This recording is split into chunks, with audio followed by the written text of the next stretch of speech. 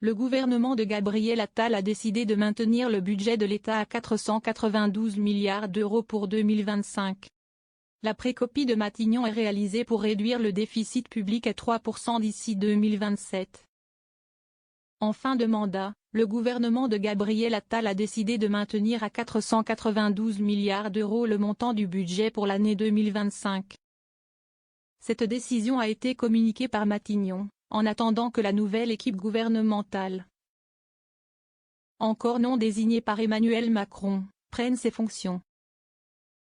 Le Premier ministre sortant a remis au ministère les lettres plafond, fixant ainsi les limites budgétaires pour le prochain exercice. Il s'agit ainsi de permettre à la future équipe gouvernementale de préparer le budget dans le respect des délais légaux, sans adopter les réductions proposées par le ministre de l'Économie, Bruno Le Maire. Un budget identique à 2024. Le budget pour 2025 est ainsi reconduit à l'identique par rapport à 2024. Matignon décrit ce budget comme étant réversible, c'est-à-dire qu'il permet à la fois de respecter les délais de présentation tout en offrant au nouveau gouvernement la possibilité d'ajuster les prévisions selon ses propres priorités. Le projet de loi de finances annuelle, PLF, devant être adopté et promulgué avant le 1er janvier, doit être soumis au Parlement au plus tard le 1er octobre.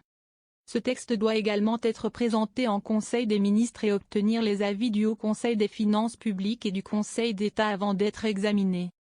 Réduire le déficit de l'État.